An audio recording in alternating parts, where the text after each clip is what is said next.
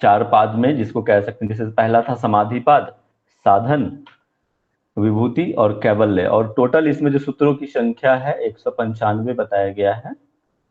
और सब में जो जितने भी पाद हुए हैं, जो समाधि है उसमें 51 सूत्र, दूसरे पाद में साधन में 55, और विभूति में 55, और कैवल्य में 34 सूत्र है। जो पहले जो पाद है समाधि पाद, उसमें पतंजलि ने क्या कर दिया है कि सबसे पहले लक्ष्य निर्धारित कर दिया। जैसे मैं एक एग्जांपल के साथ समझाना चाहूंगा कि जैसे हमें दिल्ली से जाना उत्तराखंड है, ठीक है, तो हमने लक्ष्य निर्धारित कर दिया कि हमें उत्तराखंड जाना है। तो उसने सबसे पहले समाधि पाद में पहले तो हमें बता दिया है, सामने हमारा दिखा दिया है कि मार के देखो भैया आपको वहां जाना है, मतलब समाधि तक जाना है, तो लक्ष्य ने कर दिया। अब वहां लक्ष्य तक पहुंचने के लिए पतंजलि ने साधन बताए हैं कि भाई आप जाओगे उत्तराखंड। आवाज जा रही है ना मेरी? जी जी सर आ रही है, जी सर आ रही है। ठीक है, ओके ओके, किन्हीं का मैसेज आ रहा था। तो उन्होंने बताया कि आप वहां जाओगे, उत्तराखंड जाना, कैसे जाओगे? भाई आप ट्रेन से जाओ, पैदल जाओ, साइकिल से जाओ, कि कोई ना कोई हम साधन अपनाएंगे। तो उन्होंने पतंजलि ने साधन बताए हैं।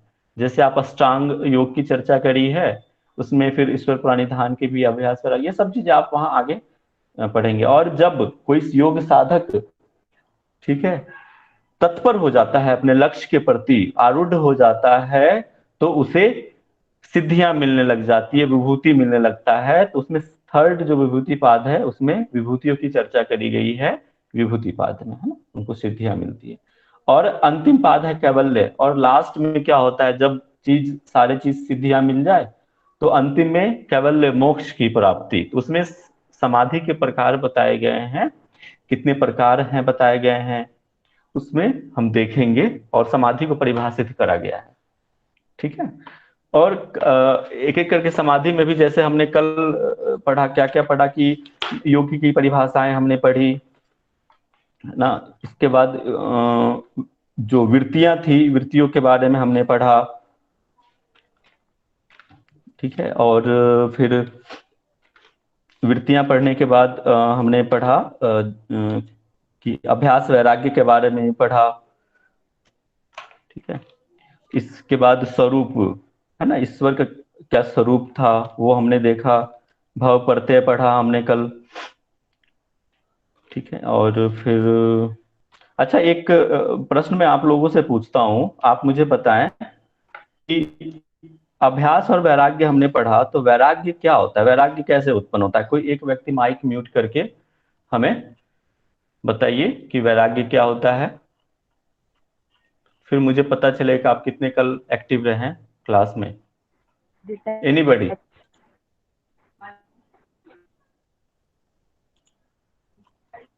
माइक। हाँ मीनाक्षी जी, आपकी आवाज हमारे ब्रेक हो रही। हेलो, हाँ हाँ अभी जी आ रही बताइए। भैया? हाँ अभी आ रही है, बताइए। वैराग्य मतलब यही होता है कि जब हम किसी चीज की प्रैक्टिस करते हैं, जैसे कि अभी हम देख रहे हैं एग्जाम्पल के लिए, हमको जेआरएफ क्लैरिफाई करना है, ठीक है। तो जनरली हम क्या करते हैं कि बहुत ज्यादा टीवी देखते थे, कोई इंसान है बहुत टीवी देखता था, उसको जेआरएफ क्लियर करना है, तो वो टीवी और हमें पढ़ाई दोनों एक साथ नहीं कर सकते, तो उस चीज से डिटैचमेंट करना पड़ता है। हम टीवी को छोड़ेंगे और हम अभ्यास करेंगे क्या, जेआरएफ को पढ़ने के ठीक है, अगर एक शब्द में, एक मैं बताऊं भैया? शब्द में कहा वैराग्य कैसे उत्पन्न होता है, एक शब्द में? राग ना होना जी, वैराग्य है। उसे तृष्णा का अभाव, राग ना होना, तृष्णा का अभाव होना ही वैराग्य है। बिल्कुल। तो ठीक है, आज सब लोग अपने अपने तरह से आंसर प्राप्ति की दिया इच्छा है, न सभी रखना। लोग सही है। बिल्कुल। देखो वैराग्य जो उत्पन्न होता है ना, जैसे वैराग्य, राग नहीं होना, वो विवेक से होता है, ठीक है। वैराग्य उत्पन्न होना विवेक, विवेक जब इंसान के अंदर आएगा, तो सत्य और असत्य की हमें पता चल जाएगा कि क्या चीज सत्य है और क्या असत्य है। जो असत्य होगा उस मार्ग को छोड़ के हम विवेक को प्राप्त करते हैं, विवेक को पकड़ेंगे। और जैसे संसार की वस्तुओं के पीछे आसक्ति का भाव आ जाना उस टाइम पे। तो एक शब्द में कहें तो विवेक जब जागृत हो जाता है, तो वैराग्य उत्पन्न हो जाता है, ठीक है। इसके बाद अंतराय अपन देखेंगे। आज 25 तक कल हो चुका था। आगे हम यहाँ से बढ़ते हैं कि ईश्वर की विशेषता हम लोग ने यहाँ तक देखा था। यहाँ तक तो किसी को कोई कंफ्यूजन तो नहीं है, फिर हम आगे बढ़ेंगे, फिर कोई मतलब नहीं आगे। और मैं ये भी कोशिश करूंगा कि आपको पुराने चीज याद होंगे, जैसे प्रकृति पुरुष। ओके, वेरी गुड, क्लियर है। तो जो हमने सांख्य दर्शन पढ़े थे उसमें प्रकृति पुरुष की चर्चा करी गई थी, वो सब भी आगे जो है आपको बहुत काम आने वाला है, वो अभी यूज बहुत होगा, तो वो चीजें आपको माइंड में होनी चाहिए। ठीक है, तो कल तक हमने देख लिया था 25 तक, अब आगे बढ़ते हैं।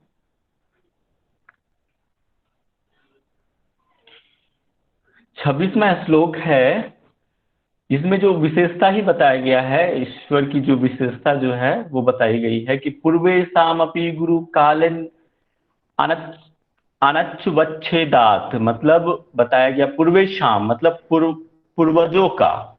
ठीक है, यहाँ दिया हुआ है पूर्वेशाम अपी। अच्छा बताइए, गुरु शब्द आपने कहाँ पढ़ा था? गुरु का क्या मतलब होता है? एनीबडी? गुरु यहाँ शब्द आया है, वर्ड देखो, गुरु। गु मतलब अंधकार, रू मतलब प्रकाश, जो हमें अंधकार से प्रकाश की ओर लेके जाए, उन्हें गुरु कहते हैं। हाँ, यहाँ जो आपने देखेंगे गुरु जो है, गुरु शब्द आपने आयुर्वेद में भी पढ़ा होगा, भारी। गुरु मतलब भारी। बड़ा। गुरु मीन्स भाई, यहाँ सीनियर हाँ, की बात की जा रही है शायद। सीनियर, बिल्कुल बड़ा, वही कह रहा हूं मैं, बड़ा सीनियर से जो आपको, गुरु तो वही होता है जो आपके अंधकार से प्रकाश की ओर ले जाए, है ना? तो वो हमारा गुरु। और वो जो गुरु होगा वो काल से भी अवच्छेद नहीं होगा, मतलब काल का भी महाकाल सबसे बड़ा। ठीक है, मैसेज का आ रहा है आप लोगों का, सबसे बड़ा होता है। ठीक है, वो काल के भी बस में नहीं होता, काल से परे होता है। वो ईश्वर का ये ऐसा स्वरूप होता है कि वो काल इसके, काल जो है काल अवच्छेदात, काल से परे होता है, काल इसके बस में नहीं होता। ठीक है, तो यही कहा गया है इसमें। और जो सबको शिक्षा देने वाला होता है, सबसे बड़ा होता है, पुराना आयुर्वेद में पढ़े थे ना, गुरु, लघु, गुरु मतलब बड़ा, लघु मतलब छोटा, तो बड़ा। अगले प्रश्न की अगले सूत्र की तरफ बढ़ते हैं। श्लोक है तस्य वाचक प्रणव। प्रणव यहाँ पे कहा गया, ईश्वर का जो स्वरूप बताया है वो प्रणव की जैसा। प्रणव का मतलब ओम का रूप। ठीक है, ओमकार, जी, ओमकार में जो ईश्वर की जो स्वरूप की बात करी गई है कि ईश्वर के कई स्वरूप होते हैं।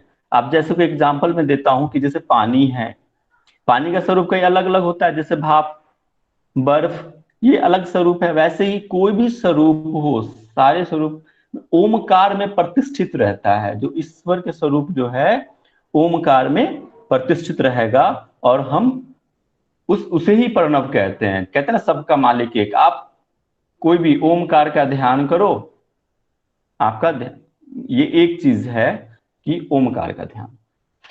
ठीक है, और आगे इसमें पढ़ेंगे, इसमें बताया भी गया है कि हम ओमकार का ध्यान करें। अगले प्रश्न श्रुत में तज पस्त पस्तदर्थ भावनम। ठीक है, ओमकार के का ध्यान करना, उसके अर्थ के स्वरूप का चिंतन करना, मनन करना, परमेश्वर का चिंतन करना। ठीक है, इसमें बताया गया है। अच्छा, एक मैं प्रश्न पूछता हूं आप लोगों से कि ओमकार का जो उपासना है वो कौन से किन किन ग्रंथ में बताया गया है? कोई ऐसे उपनिषद का नाम बताइए, मैं हिंट दे देता हूँ। किस उपनिषद में मुंडक, ओम, मुंडक और छांदोग्य। प्रश्नोपनिषद में भी ओमकार की चर्चा मिल जाती है। बिल्कुल, प्रश्नोपनिषद में भी। अच्छा, कौन से प्रश्न में इसका वर्णन है बताइए? अगर आपने प्रश्न कहा है तो कौन से प्रश्न में है? छठे प्रश्न में सत्यकाम ने किया था। पांचवा प्रश्न की चर्चा मिलती है। फिफ्थ, मैं सभी से निवेदन है, प्लीज एक एक करके बोले, समझ में नहीं आता है। Thank you. हाँ, एक एक करके बोले, बाकी का असुविधा नहीं होना चाहिए।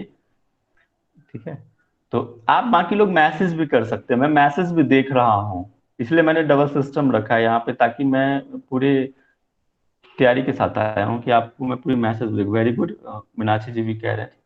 तो प्रश्न में 5th नंबर का क्वेश्चन उसमें बताया गया है ओमकार की उपासना। बहुत बढ़िया, आपको याद है, बहुत अच्छी बात है। तो इसमें हम इसमें कहा है कि तज पदस्थ भावना, मतलब उसके ओमकार का जप करते हैं, उसके अर्थ स्वरूप का, उसके परमेश्वर का हम चिंतन करते हैं। ठीक है, अगले उसमें बढ़ते हैं कि ईश्वर के नाम का जप और उसका फल बताया है कि अगर हम ओमकार का जप करें, उसके स्वरूप का चिंतन करें तो क्या फल मिलेगा। तो क्या, ततः प्रत्यक्ष चेतनाधिगमो अप्य अंतराया भावासुच, मतलब दो बताए गए हैं कि प्रत्येक चिंता अधिगम, मतलब अंतर आत्मा के स्वरूप का ज्ञान होना, और दूसरा क्या है, अंतराया भाव, विघ्नों का अभाव होना। ये दो चीज अगर आप ओमकार का जप करेंगे, उनके स्वरूप का चिंतन करेंगे तो ये चीज मिलेगी। अब यहाँ पे जो चेतना बताएगा, प्रत्येक चेतना, चेतना मतलब क्या होता है, बुद्धि, प्रज्ञा बुद्धि जिसको हम कह सकते हैं, ये चेतना है। और इसके चेतना के विकास से अपने अंतरात्मा के वास्तविक स्वरूप का हम ज्ञान हो जाता है ना। और इसमें अंतराय आगे हम पढ़ेंगे, अंतराय कौन कौन से हैं, उसके अभाव हो जाना, अंतरायों का अभाव हो जाना, प्रतिपक्ष का अभाव हो जाना, ठीक है, वास्तविक रूप का ज्ञान होना, ये बताया गया है। हम अपने 20 वाले श्लोक में पीछे जो हमने एक शुद्ध पढ़ा था, श्रद्धा वीर्य स्मृति समाधि प्रज्ञा पूर्वक इतेरेशाम, जो योग सिद्धि में जो साधक, हाँ जी बिल्कुल, जो योग सिद्धि के लिए जो प्रज्ञा बताया गया है, 20 नंबर का जब आप सूत्र पढ़ेंगे वहां भी इसका चर्चा है। वैसे इसमें बताया गया है कि योग मार्ग में आने वाले विघ्न वो दूर हो जाएंगे इसके चिंतन करने से। अब इसके विघ्न आगे बताया गया है, देखो यहाँ पे 9 प्रकार के जो है अंतराय बताए गए हैं। इसको प्रतिपक्ष भी कहा जाता है, विघ्न कहा जाता है, ये डिस्टरबेंस है, ये चीजें हैं। क्या क्या है, क्लियर, विघ्न और प्रतिपक्ष। हाँ जी, नहीं किन्हीं को कोई दिक्कत आ रही है क्या, मैसेज आ रहे हैं। विशाल जी ऑल गुड, आप वॉइस क्लियर है ना। राइट सर, बिल्कुल जी। Okay, thank you so much. तो अब हम जो 9 अंतराय हैं एक एक करके जानेंगे। अच्छा बताइए, कोई है जो इनको इस सूत्र को पढ़ पाए, एनीबॉडी, जी कोई सर। व्यक्ति। जी प्रिया जी व्याधि पढ़िए। तथ्यान संशय प्रमाद जी। आलस्य अविरति भ्रांति दर्शन। एक व्यक्ति जी जी पढ़िए।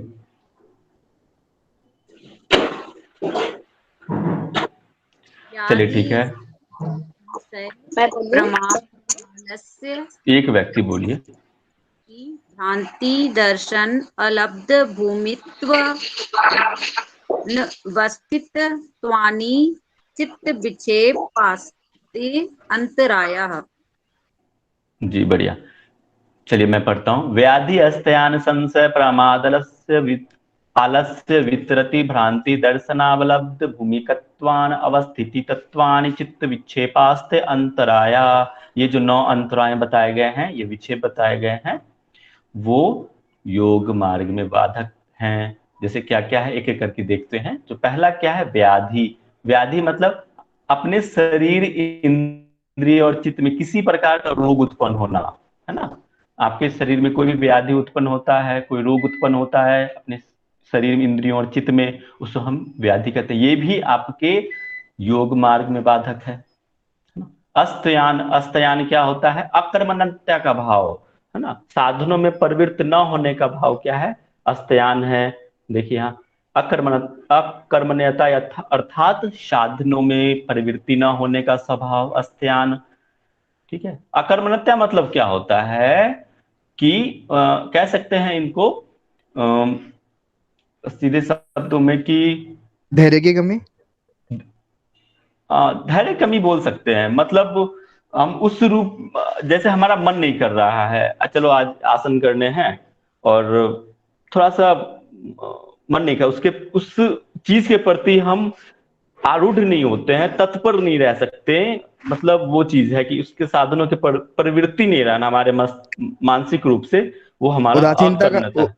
उदासीनता का भाव। बिल्कुल बिल्कुल, उदासीनता। यस, वन वर्ड, हुए भी हमें उसमें लिप्त नहीं होना। उदासीनता, उदासीनता, राइट वर्ड इज। चलिए, थर्ड वन है संशय होना, अपने शक्ति में या योग फल में संदेह करना। जैसे आप लोग अभी नेट जेआरएफ की तैयारी कर रहे हैं, ठीक है, और आपको लग रहा है संशय कि अरे हम इतना मेहनत कर रहे हैं, हम सफल होंगे नहीं होंगे, तो संशय का भाव, जैसे ही संशय आया तो फिर आप सफल बिल्कुल भी नहीं होगे, ठीक है। तो संशय नहीं आना चाहिए आपके योग मार्ग में। संशय जब भी आएगा तो फिर वो योग मार्ग सफल नहीं होगा, फलीभूत नहीं होगा। तो संशय नहीं रखना है, पूरी अपनी सिर्फ कर्म पे ध्यान देना है, फल की बिल्कुल भी चिंता नहीं करनी है ना। तो वो संशय नहीं होना चाहिए। इसके बाद योग साधक अवहेलना नहीं करना, उसको प्रमाद कहा गया है। जो चौथा हमारा डिस्टर्बेंस है क्या, प्रमाद। कहीं कहीं प्रमाद को ना आलस्य के रूप में भी देखते हैं, प्रमाद आलस्य, बट यहाँ पे महर्षि पतंजलि ने अलग इनको रखा है प्रमाद को, कि योग साधना का अवहेलना करना, बेपरवाही करना, ठीक है, इसको हम उपेक्षा करना, ये प्रमाद कहलाता है, ठीक है। इसके बाद पांचवा आता है आलस्य। आलस्य मतलब कि तमोगुण, जैसे कोई जिसके अंदर तमोगुण नहीं होता है ना, वो उनके अंदर भारीपन रहता है, आलस्य रहेगा। जैसे सुबह उठना है, हमें योग का अभ्यास करना है, बट चलो यार मौसम अच्छा है, वो सुहावना मौसम है, हम सो जाते हैं चादर तान कर या नहीं, तो वो क्या आलस्य है। तो फिर ऐसी भावना रहेगी तो फिर हम साधन मार्ग में, साधना के मार्ग में प्रवृत्त नहीं हो पाएंगे, अग्रसर नहीं हो पाएंगे। तो ये चीज कह रहे हैं प्रमाद और आलस्य। देखिए सर, कहीं कहीं प्रमाद और आलस्य को बराबर रखा गया है, बट इसमें हम उपेक्षा करते हैं। हम मतलब प्रमाद में उपेक्षा की भावना रहती है, उसमें हम प्रवृत्त नहीं रहते हैं, उसको हम अवहेलना करते हैं, वो प्रमाद होता है। और आलस्य जो होता है कि कह सकते हैं, मैंने अभी एग्जांपल दिया ना कि जैसे सुबह उठने का है आपको कि भाई नहीं हमें सुबह उठना, लेकिन मौसम अच्छा हो गया और हम सो जाते हैं, आलस्य आता है, भारीपन रहेगा उसमें, वो हमारा आलस्य कहलाता है। बट प्रमाद अलग चीज है। यहाँ पे दोनों में थोड़ा सा बेसिक डिफरेंस रखा है और कुछ नहीं। अब आता है अविरति। अविरति क्या होता है कि जैसे मैं एक एग्जांपल देता हूं, एक बार कई बार ऐसे, ये लाइव एग्जांपल मैं आपको दे रहा हूं। डीएसपी में जब मैं था तो इवनिंग के टाइम पे जैसे कि योग क्लासेस चलती थी डीएसपी में, ठीक है, तो उस टाइम पे कई सारे कॉमन बैच होता था और उसमें फॉरेनर्स भी आ जाते थे। तो आपको पता ही है फॉरेनर्स होते हैं तो उनका ड्रेस कोड थोड़ा सा अलग हो जाता है, छोटे कपड़े पहन लिया, ये हुआ। तो बाकी जो योग साधक थे उनका मन विचलित हो जाता था, मतलब विषयों के प्रति हम आसक्ति आ जाता था, और आसन कर रहे हैं, भुजंग कर रहे हैं, और हम इधर देख लिए भाई क्या हो रहा है। मतलब क्या है ना कि इंद्रियां हमारे वशीभूत हो गया उस चीज के प्रति। तो ये हमारा अविरति कहलाता है। विषयों के साथ इंद्रियों के संयोग होने से उसमें आसक्ति आता है, हम आसन या फिर योगाभ्यास अच्छे ढंग से नहीं कर पा रहे हैं, ठीक है। तो ये हमारा अविरति। इसके बाद आता है भ्रांति दर्शन, मिथ्या ज्ञान। जी, मिथ्या ज्ञान को हम भ्रांति दर्शन कहते हैं, कि जैसे योग साधन को किसी कारण से विपरीत समझना, अर्थात साधन ठीक नहीं समझना, ऐसे मिथ्या ज्ञान को भ्रांति दर्शन कहते हैं। एक जगह और आता था मिथ्या ज्ञान, कोई बता सकता है? इससे पहले हमने कहाँ मिथ्या ज्ञान की चर्चा करी थी, कहाँ पढ़ा था? भैया मैं बताऊं, विपर्य मिथ्या ज्ञानम, विपर्य, बिल्कुल बिल्कुल सही। चलिए, बहुत खुशी हुई आप लोग इतने, हाँ आप लोग इतने, वेरी गुड नीरज जी, आपने इतने टेंटेटिव होके सुन रहे हैं, आपको सारी चीज याद है, अच्छा लगा। तो वहां हमने पढ़ा था विपर्य में मिथ्या ज्ञान, और यहाँ पे भी वैसे ही है, भ्रांति दर्शन को भी मिथ्या ज्ञान बताया है इन्होंने, कि उस साधन को झूठा ज्ञान, जैसे कि हम योग कर रहे यार इससे कुछ नहीं होना, ये तो वैसे ही फालतू का, जो नहीं जानता है वो तो उसके लिए तो मिथ्या ही ज्ञान है ना। लेकिन जो योग जानता है, समझता है, जैसे हम भी कई बार करते हैं तो अरे यार ये क्या पागल है, उल्टे पुल्टे हरकतें करता है, मतलब उनको ज्ञान नहीं है योग के बारे में, उनके लिए तो ये ज्ञान झूठा ही है, उनके लिए एक भ्रांति ही है कि अरे इससे तो कुछ नहीं होगा, क्या होगा, हाथ पैर उल्टे पुल्टे कर रहा है तो कुछ नहीं होना इससे, है ना। लेकिन जो जानता है कि हाँ भाई इससे हम स्वस्थ रहेंगे, हमारा मन शांत होगा, प्राणायाम से शांत होगा। बहुत लोग कहते हैं यार सांस बाहर ले लो, छोड़ लो, इधर से लिया इधर छोड़ा, इधर से लिया इधर छोड़ा। मतलब इस तरह की आप अपने अपने सराउंडिंग्स के भी एग्जाम्पल से कोरिलेट कर सकते हो कि ऐसा। तो ये क्या होता है? भ्रांति दर्शन। अब होता है अवलब्ध भूमिकत्व। अवलब्ध भूमिकत्व क्या होता है कि जैसे आप एक चींटी का एग्जांपल लेता हूं, जैसे कोई चींटी है दीवार पे चढ़ रहा है, उसको पहुंचना है कि वहां पे कुछ मिठाइयां रखी हैं ऊपर सिक्के पे, और वहां तक वो पहुंचते पहुंचते मिठाई खाते खाते वो नीचे गिर जा रहा है ना। तो वो स्थिति को नहीं, वहां उस जगह को नहीं प्राप्त कर रहा है, उस मिठास को नहीं ले पा रहा है। मिठास यहाँ पे क्या है? समाधि। ध्यान तक पहुंचते, समाधि के जस्ट पहुंचते पहुंचते मिठाई यहां तक आते आते कोई मिठाई हमसे छीन लिए, मतलब नहीं पहुंच पा रहे हैं। तो वो हमारा अवलब्ध भूमिकत्व, हम एक फाइनल लक्ष्य की तरफ नहीं पहुंच पा रहे, उससे पहले ही हम गिर जा रहे हैं, है ना। नेट जियारत निकालते निकालते थोड़े से के लिए रह जाते हैं, तो वो अवलब्ध भूमिकत्व है। अब अनवस्थिति तत्व, सबसे अंतिम जो है वो क्या है? अनवस्थिति तत्व। अब हम साधन मतलब पूरी तरह से परिपक्व हो गए हैं, हमें समाधि मिल गई है और उसमें हम नहीं ठहरते हैं। जैसे हम कहें ना कि हम भाई योग में एक्सपर्ट हो गए और हम नहीं कुछ करे, बैठे रहे, हम इस प्रवचन देते रहे, तो फिर हमारे शरीर में क्या आ जाएगी? फिर अकर्मण्यता के भाव, अरे यार मतलब वही भारीपन आने लग जाएगा। हमें खुद भी प्रैक्टिस करना है। जिनको समाधि लग भी गई है तो उनको अभ्यासरत रहना चाहिए। आजकल आप देख लो ना, जिनको समाधि तथा कथित कोई बाबा भी आजकल देख लो जो बहुत ऊंचे ऊंचे हैं, कई गलत कामों में लिप्त रहते हैं, है ना। तो उनको तो भाई समाधि तो मतलब समाधि का ये सेंस नहीं है कि मर जाना, ऐसा नहीं है। यहाँ पे समझ लीजिए कि एक अपने लक्ष्य को प्राप्त कर लिया और वहां पे भी वो नहीं ठहरे, गलत गलत कामों में लिप्त रह गए, तो वो हमारा अनवस्थिति तप है। आप वहां पे कहा भी, योग साधन में किसी भूमि में चित्त की स्थिति न होने पर भी उसका न ठहरना, ठहराव नहीं है। आपको समाधि मिल गई फिर भी आप इधर उधर भटक रहे हैं, तो ये अनवस्थिति तत्व है। चलिए यहां तक क्लियर है सभी को? आप बताइए एक बार। अनवस्थिति तत्व, अनवस्थित तत्व को एक बार फिर से बताइए। देखिए जैसे हमारा उद्देश्य समाधि है और हमने प्राप्त कर ली, सिद्धियां मिल गई, हम बहुत बड़े पंडित हो गए, ज्ञानी हो गए, और हम अभ्यास नहीं करें उस चीज का। जैसे हम योग का रोज अभ्यास करेंगे तभी तो हम किसी को सिखा पाएंगे। आप एक्सपर्ट हो गए और खुद भी उसका अभ्यास नहीं कर रहे हैं खुद से, तो आप क्या चारों तरफ फैला पाएंगे, क्या बता पाएंगे? कुछ ना कुछ फिर हमारे अंदर फिर वो चीजें, भावना, अभ्यास। देखिए इसमें कहा गया है कि अभ्यास आप जब तक नहीं करते रहेंगे तो वो चीज, आपको जो साधना सिद्धि मिली है वो खत्म हो जाएगा।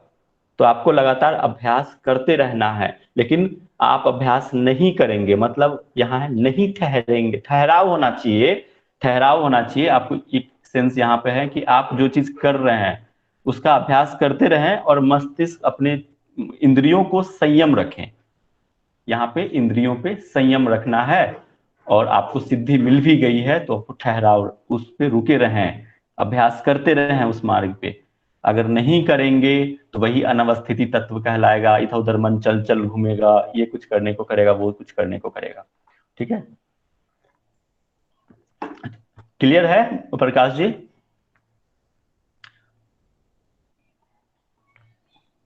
हाँ जी सर, हाँ जी भैया, ठीक। Thank you.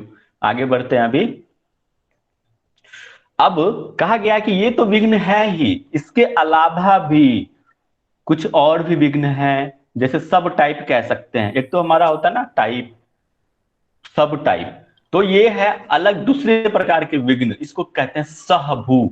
तो जो दूसरे प्रकार के जो विघ्न है वो क्या क्या है? दुख दौर्मनस्य अंग में जयत्व श्वास प्रश्वास, श्वास प्रश्वासा विक्षेप सहभू।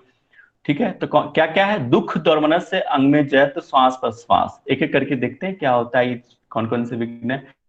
अच्छा, दुख कितने प्रकार के हैं? एनीबडी, एक व्यक्ति बताएंगे। अगर कोई एक व्यक्ति बताना चाहे तो एक व्यक्ति बताए, बाकी लोग मैसेज कीजिए। कितने प्रकार के दुख बताए? तीन कौन कौन प्रकार के होते हैं। आध्यात्मिक, आदि भौतिक, आदि दैविक। क्या होते हैं ये भी बता दीजिए।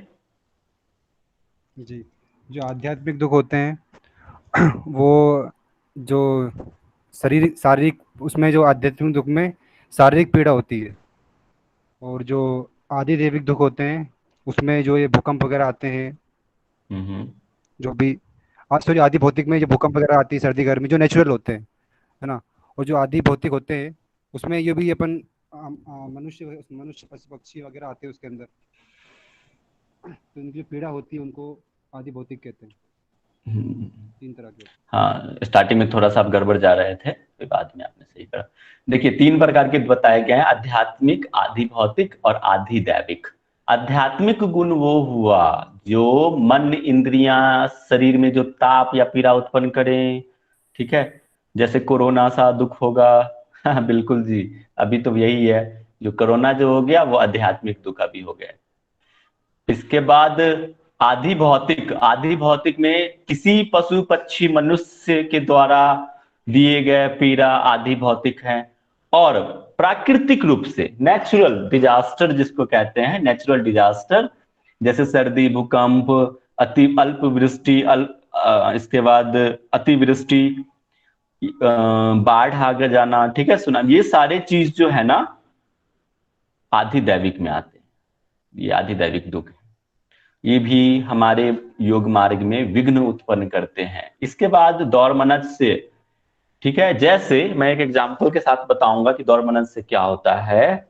जैसे मान लेते हैं कि मोहित जी हैं हमारे क्लास में, उनको किसी से प्रेम हो गया, है ना।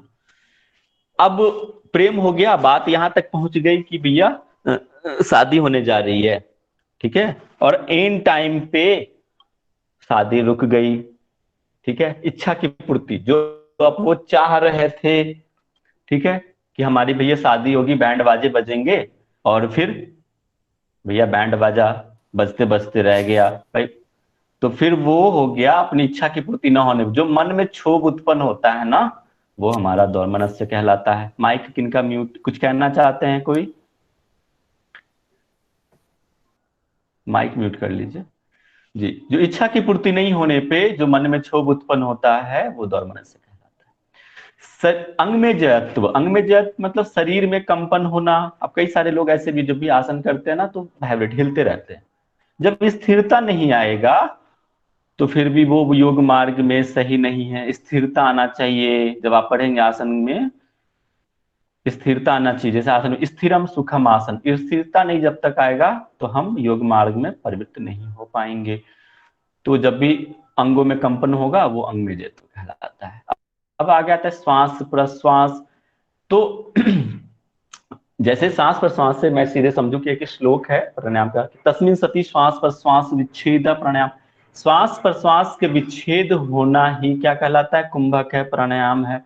और जब हम उस प्राण को, इसमें कहा है कि कह सकते हैं कि वश में नहीं होना, जैसे हम श्वास लेते हैं और छोड़ते हैं, अगर उसको हम कंट्रोल नहीं कर पाए, ठीक है, तो वो भी आपके योग मार्ग में विघ्न है। एक कौन सा प्राणायाम है, कोई बताइए? घृण संहिता में एक प्राणायाम का वर्णन है, कौन से प्राणायाम का, जो जिसपे कंट्रोल नहीं रहना?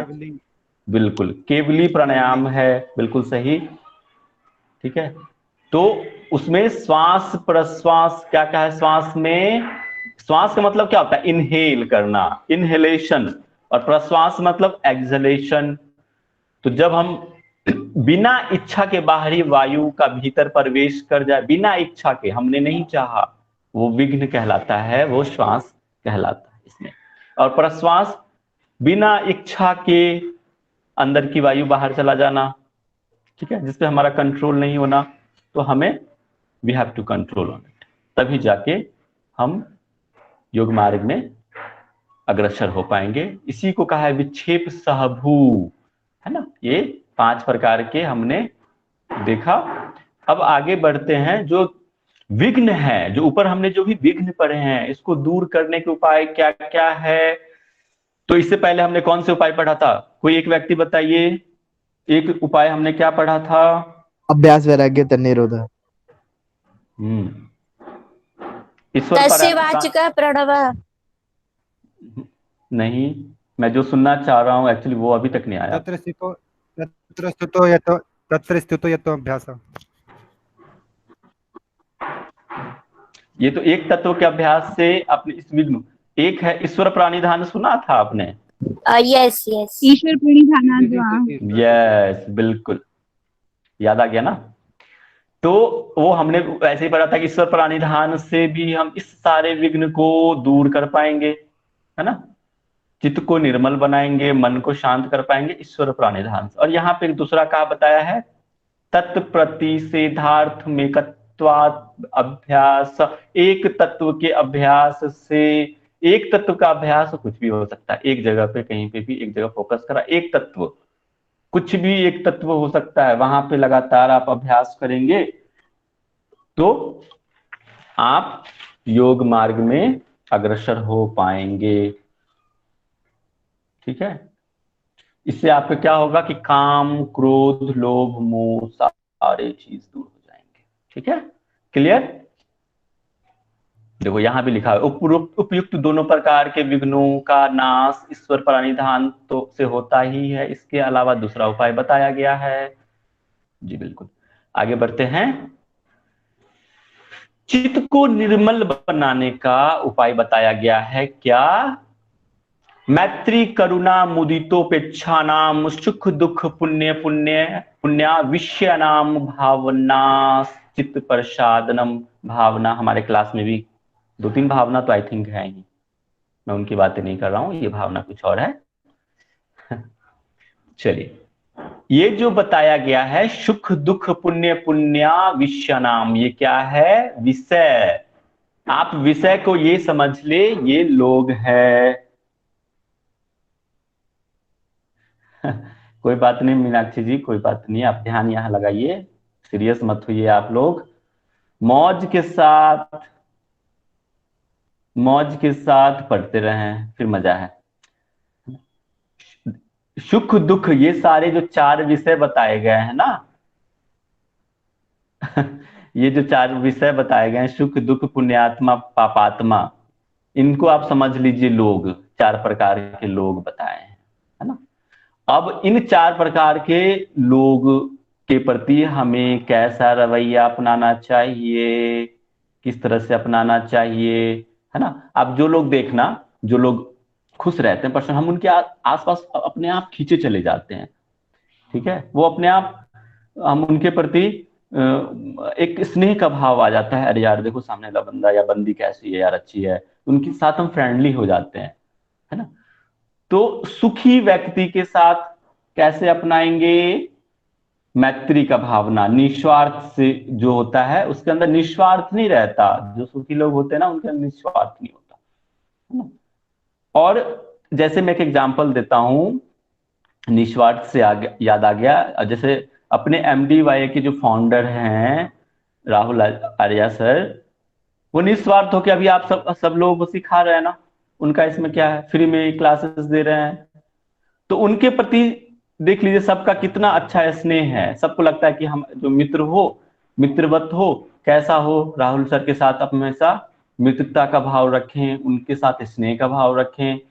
तो ये हमारा हो गया मैत्री से हम को रिलेट कर रहे हैं, मैत्री, क्योंकि आगे भी पढ़ा था ना, मैत्री, करुणा, मुदितोपेक्षा नाम, ये 4 प्रकार के जो चित्त को निर्मल बनाने के लिए प्रसाधन बताए गए हैं, चित्त प्रसाधन है ये।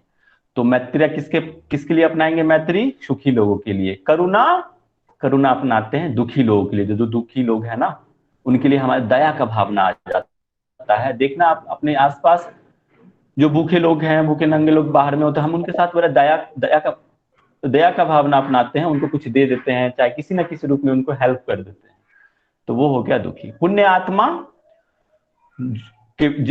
आत्मा मतलब जो सात्विक विचार वाले लोग हैं, सत्गुणी लोग हैं, उनके बीच हम कैसे मुदितो मतलब प्रसन्नता का भाव रखते हैं, उनके प्रति, है ना, सकारात्मक भाव रखेंगे, ये हो गया मुदितो। और पापात्मा मतलब उसकी हम उपेक्षा करेंगे, जो बुरी आत्मा है ना उनको तो हम कोशिश करेंगे कि वो अपने सही मार्ग पे अग्रसर हो जाएं, उनको सही राह पे दिखाने का प्रयास करेंगे, बट भैया वो नहीं सुधरे तो क्या करेंगे, भाई जाओ तुम अपने गड्ढे में, मैं अपने रास्ते, तुम अपने रास्ते, है ना। तो पापात्मा के प्रति उपेक्षा का भाव रखना, उपेक्षा, इग्नोरेंस कर देना है, छोड़ो तुम जाओ गड्ढे में, है ना। Very good. अब आता है, आगे देखेंगे जो दूसरा उपाय, और भी उपाय बताए गए हैं चित्त शुद्धि के जो उपाय हैं, और क्या बताया गया, प्रच्छदन विधारणाभ्याम व प्राणस्य, ठीक है।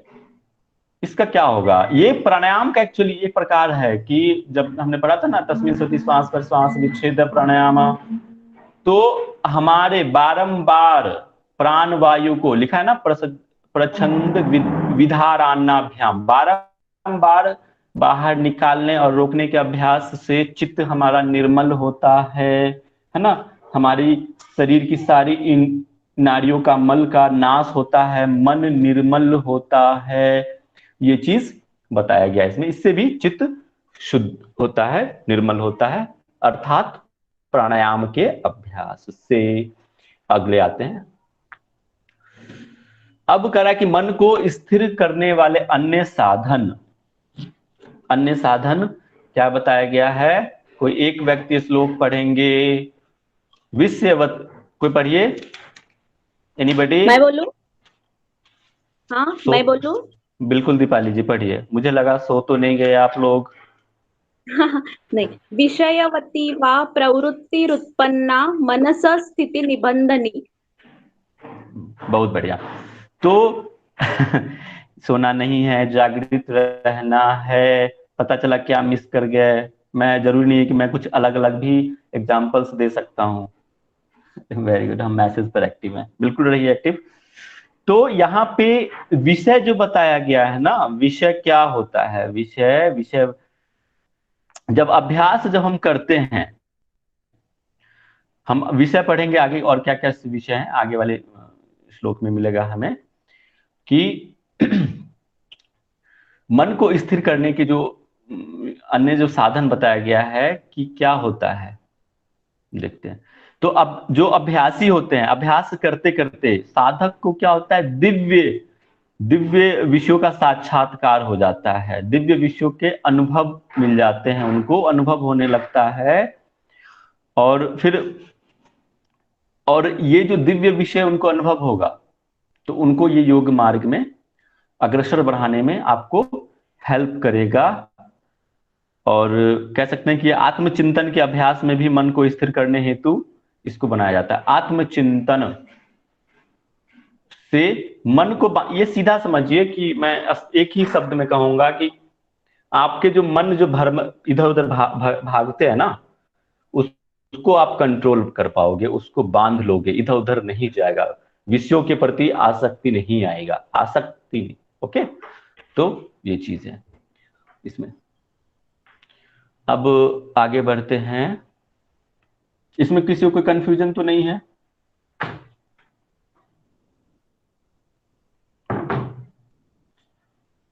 अब आता है 36। इस प्रकार अन्य भी जो बताए गए हैं विषयों को, विषयों का वा, ओके थैंक यू, विषयों का वा ज्योतिषमती, ठीक है। तो विषयों का मतलब क्या होता है, शोक रहित, ठीक है। विषयों का मतलब होता है शोक रहित, सारे राग शोक रहित, आपके अंदर एक प्रकाश, प्रकाश जो है एक ज्योति, ज्योतिषमती, एक प्रकाश का उद्भव होगा। शतुगुणी, जो शतुगुणी होते हैं ना, उसके अंदर एक प्रकाश का भाव आता है, एक अपने आप प्रकाश उत्पन्न होगा, एक हम सही गलत को पकड़ने के लिए सक्षम हो जाएंगे। वो चीज कह रहा है यहाँ पे, ज्योतिषमती मन को स्थिर करने वाला होता है। अभ्यास करते करते साधक को शोक रहित प्रकाश में प्रवृत्ति का अनुभव हो जाता है, मन स्थिर करने वाली होती है। भैया 1 मिनट, टाइम हो गया है। कितना बज गया? Oh thank God. देखिए आगे मैं फिर कितने रह गए, कुछ रह गए, मैं चाहता तो फास्ट बढ़ सकता था, बट मुझे लगा कि थोड़ा सा अच्छा। कुंदन भैया मैं कुछ नहीं सर, बताना चाहूंगा। बॉस कल कुंदन सर बिल्कुल सही जा रहे थे आप। बहुत नहीं बहुत अच्छा सर, पढ़ाया आपने बिल्कुल भैया, सही बट है, मैं अच्छा पढ़ा रहे हैं। कल भी हम कंटिन्यू कर सकते हैं इसको, नो प्रॉब्लम। हाँ चलिए कल मैं ठीक बोल है, रहा अब था कि समय का जैसे भी कि ध्यान। हम क्विज क्विज करेंगे तो उसके पहले हम कर लेंगे इसको थोड़ी देर, उसके बाद हम ठीक है, ठीक क्विज है। कर लेंगे। तो कल बाकी का जो कुछ ही रह गया, मैं कल थोड़ा सा स्पीड अप पकड़ूंगा और फिर कल कर लेंगे। थोड़ा सा समय लगेगा मुझे।